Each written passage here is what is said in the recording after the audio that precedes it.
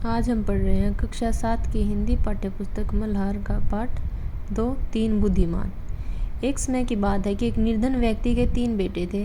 वह प्राय अपने बेटों से कहता, मेरे बेटो, हमारे पास न तो रुपया पैसा है और न ही सोना चांदी, इसलिए तुम्हें एक दूसरे प्रकार का धन संचित करना चाहिए। हर वस्तु और स्थिति को पूर्णतः समझने और जानने का प्रयास करो। कुछ भी तुम्हारी दृष्टि से न बच पाए। रुपये पैसे के स्थान पर तुम्हारे पास पैनी दृष्टि होगी और सोने चांदी के स्थान पर तीव्र बुद्धि होगी। ऐसा धन संचित कर लेने पर तुम्हें कभी किसी प्रकार की कमी न रहेगी और तुम दूसरों की तुलना में 19 नहीं रहोगे। समय बीता और कुछ समय पश्चात पिता चल बसे। बेटे मिलकर बैठे। उन्होंने सारी स्थिति पर विचार किया और फिर बोले, हमारे लिए यहाँ कुछ भी तो करने को नहीं। आओ घूम फिर कर जगत देखें। आवश्यकता होने पर हम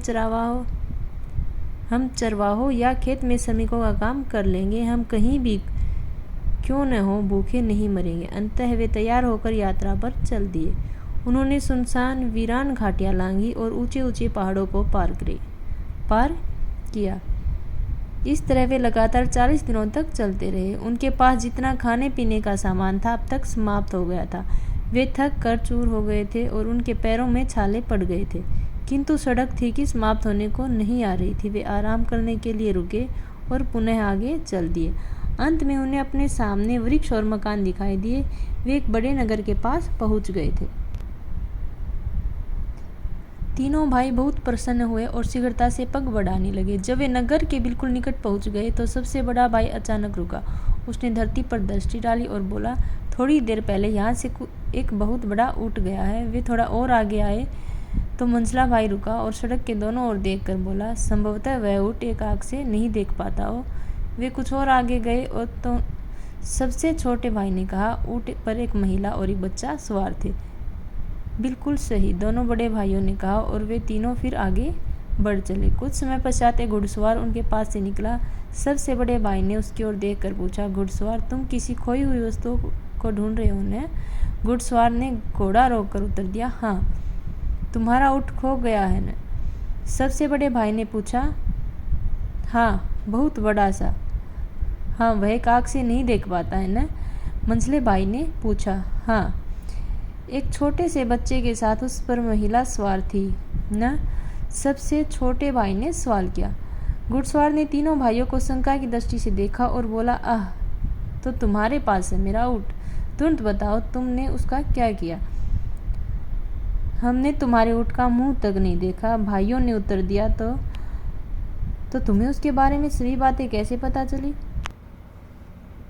क्योंकि हम अपनी आंखों और बुद्धि से काम लेना जानते हैं, भाइयों ने उत्तर दिया। शीघ्रता से उस दिशा में अपना घोड़ा दौड़ाओ, वहाँ तुम्हें तुम्हारा ऊँट मिल जाएगा। नहीं, ऊँट के स्वामी ने उत्तर दिया, मैं उस दिशा में नहीं जाऊँगा। मेरा ऊँट तुम्हारे पास है और तुम्हें उसे मुझे लौटाना पड़ेगा। हमने तो तुम्हारे ऊँट को देखा तक नहीं, भाइयों ने चिंतित होते हुए कहा। लेकिन घुड़सवार उनकी एक भी सुनने को तैयार नहीं था। उसने अपनी तलवार निकाली और उसे जोर से घुमाते तीनों भाइयों को अपने आगे चलने का आदेश दिया। इस प्रकार वह उन्हें सीधे अपने देश के राजा के भवन में ले गया। इन तीनों भाइयों को सुरक्षा कर्मियों को सौंपकर वह स्वयं राजा के पास गया। मैं अपने रेवड़ों को पहाड़ों पर लिए जा रहा था, उसने कहा, और मेरी पत्नी मेरे छोटे से बेटे के साथ एक बड़े से ऊँट पर मेरे पीछे पीछे आ रही थी। किसी कारण उनका ऊँट पीछे रह गया और वे रास्ते से भटक गए। मैं उन्हें ढूंढने गया तो मुझे रास्ते में 3 व्यक्ति मिले जो पैदल चले आ रहे थे। मुझे पूरा विश्वास है कि उन्होंने मेरा ऊँट चुराया है और मेरी पत्नी तथा बेटे को मार डाला है। तुम ऐसा क्यों समझते हो? जब वह व्यक्ति अपनी बात कह चुका तो राजा ने पूछा। इसलिए कि मैंने उन लोगों से इस संबंध में एक भी शब्द नहीं कहा था। फिर भी उन्होंने मुझे यह बताया कि ऊँट बहुत बड़ा था, एक आँख से नहीं देख पाता था और उस पर एक महिला एक बच्चे के साथ सवार थी। राजा ने थोड़ी देर सोच विचार किया और फिर बोला, जैसा कि तुम कहते हो, तुम्हारे बताए बिना ही तुम्हारे ऊँट के विषय में उन्होंने सभी कुछ इतनी अच्छी तरह से बताया, तो अवश्य उन्होंने उसे चुराया होगा। जाओ, उन चोरों को यहाँ लाओ। ऊँट का स्वामी बाहर गया और तीनों भाइयों को साथ लेकर झटपट अंदर आया। चोरों, तुरंत बताओ, राजा ने धमकाते हुए बोला। तुरंत उत्तर दो, तुमने इस आदमी का ऊँट कहाँ छिपाया है? हम चोर नहीं हैं, हमने इसका ऊँट कभी नहीं देखा, भाइयों ने उत्तर दिया। तब राजा बोला, इस व्यक्ति के कुछ भी बताए बिना तुमने ऊँट के विषय में सब कुछ बिल्कुल सही बता दिया। अब तुम यह कहने का कैसे साहस करते हो कि तुमने उसे नहीं चुराया? महाराज, इसमें तो आश्चर्य की कोई बात नहीं है, भाइयों ने उत्तर दिया। बचपन से ही हमें ऐसी आदत पड़ गई है कि हम कुछ भी अपनी दृष्टि से नहीं चूकने देते। हमने अपने परिवेश को पैनी दृष्टि से देखने और बुद्धि से सोचने के प्रयास में बहुत समय लगाया है। इसलिए ऊँट को देखे बिना ही हमने बता दिया कि वह कैसा है। राजा हंस दिया। किसी को भी बिना देखे उसके विषय में इतना कुछ जानना कैसे संभव हो सकता है? उसने पूछा। हाँ, संभव है, भाइयों ने उत्तर दिया। तो ठीक है, अब हम अभी तुम्हारी सच्चाई की जांच कर लेंगे। राजा ने उसी समय अपने मंत्रियों को बुलाया और उसके कान में कुछ फुसफुसाया। मंत्री तुरंत महल के बाहर चला गया, लेकिन शीघ्र ही वह 2 सेवकों के साथ लौटा जो एक बहुत बड़ी सी पेटी लाए थे। दोनों ने पेटी को बहुत सावधानी से द्वार के पास ऐसे रख दिया कि वह राजा को दिखाई दे सके और स्वयं एक ओर हट गए। तीनों भाई दूर से खड़े उन्हें देखते रहे। उन्होंने इस बात को ध्यान से देखा कि पेटी कहाँ से और कैसे लाई गई थी और किस ढंग से रखी गई थी। हाँ तो चोरों, हमें बताओ कि उस पेटी में क्या है? राजा ने कहा। महाराज, हम तो पहले ही यह विनती कर चुके हैं कि हम चोर नहीं हैं, सबसे बड़े भाई ने कहा। पर यदि आप चाहते हैं तो मैं आपको यह बता सकता हूँ कि उस पेटी में क्या है। उसमें कोई छोटी सी गोल वस्तु है, उसमें अनार है, मंझला भाई बोला। हाँ, और वह अभी कच्चा है, सबसे छोटे भाई ने कहा। यह सुनकर राजा ने पेटी को पास लाने का आदेश दिया। सेवकों ने तुरंत आदेश पूरा किया। राजा ने सेवकों से पेटी खोलने के लिए कहा। पेटी खुल जाने पर उसने उसमें झाँका। जब उसे उसमें कच्चा अनार दिखाई दिया तो उसके आश्चर्य की कोई सीमा न रही। आश्चर्यचकित राजा ने अनार निकालकर वहाँ उपस्थित सभी लोगों को दिखाया। तब उसने ऊँट के मालिक से कहा, इन चोरों ने यह स्पष्ट कर दिया है कि ये चोर नहीं है, वास्तव में ये बहुत ही बुद्धिमान लोग हैं। तुम इनके बताए रास्ते पर जाकर अपने ऊँट को खोजो। राजा के महल में उस समय उपस्थित सभी लोगों के आश्चर्य का कोई ठिकाना न था, किंतु सबसे बढ़कर तो स्वयं राजा चकित था।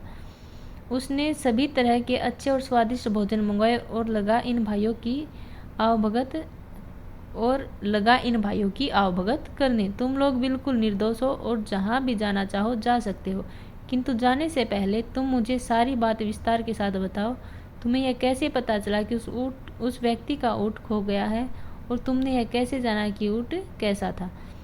सबसे बड़े भाई ने कहा, धूल पर उसके पैरों के चिन्हों से मुझे पता चला कि कोई बहुत बड़ा ऊँट वहाँ से गया है।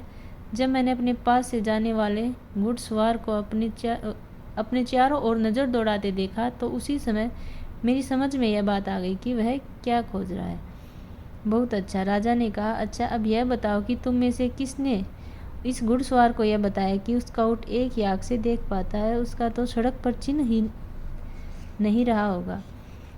मैंने इस बात का अनुमान ऐसे लगाया कि सड़क के दाईं ओर की घास तो ऊँट ने चरी थी, मगर बाईं ओर की घास ज्यों की त्यों थी। मंझले भाई ने उत्तर दिया। बहुत उत्तम, राजा ने कहा। तुम में से यह अनुमान किसने लगाया कि उस पर बच्चे के साथ एक महिला सवार थी? मैंने, सबसे छोटे भाई ने उत्तर दिया। मैंने देखा कि एक स्थान पर ऊँट के घुटने टेक कर बैठने के चिन्ह बने हुए थे। उनके पास ही रेत पर एक महिला के जूतों के चिन्ह दिखाई दिए, साथ ही छोटे छोटे पैरों के चिन्ह थे, जिससे मुझे पता चला कि महिला के साथ एक बच्चा भी था। बहुत अच्छा, तुमने बिल्कुल सही कहा, राजा बोला। लेकिन तुम लोगों को यह कैसे पता चला कि पेटी में एक कच्चा अनार है? यह बात तो मेरी समझ में बिल्कुल नहीं आ रही। सबसे बड़े भाई ने कहा, जिस तरह दोनों व्यक्ति उसे उठाकर लाए थे उससे बिल्कुल स्पष्ट था कि वह थोड़ी भी भारी नहीं है। जब वे पेटी को रख रहे थे तो मुझे उसके अंदर किसी छोटी सी गोल वस्तु के लिए ढकने की आवाज़ सुनाई दी। मंझला भाई बोला, मैंने ऐसा अनुमान लगाया कि चूंकि पेटी उद्यान की ओर से लाई गई है और उसमें कोई छोटी सी गोल वस्तु है तो अवश्य अनार ही होगा, कारण कि आपके महल के आसपास अनार के बहुत से पेड़ लगे हुए हैं। बहुत अच्छा, राजा ने कहा। और उसने सबसे छोटे भाई से पूछा, लेकिन तुम्हें यह कैसे पता चला कि अनार कच्चा है? इस समय तक उद्यान में सभी अनार कच्चे हैं, यह तो आप स्वयं ही देख सकते हैं, उसने उत्तर दिया और खुली हुई खिड़की की ओर संकेत किया। राजा ने बाहर देखा तो पाया कि उद्यान में लगे अनार के सभी वृक्षों पर कच्चे अनार लटक रहे थे। राजा इन भाइयों के असाधारण पैनी दृष्टि और तीक्ष्ण बुद्धि से चकित रह गया। धन संपत्ति और सांसारिक वस्तुओं की दृष्टि से तो तुम धनवान नहीं हो, लेकिन तुम्हारे पास बुद्धि का एक बहुत बड़ा कोस है। उसने प्रशंसा करते हुए कहा और उन्हें अपने दरबार में रख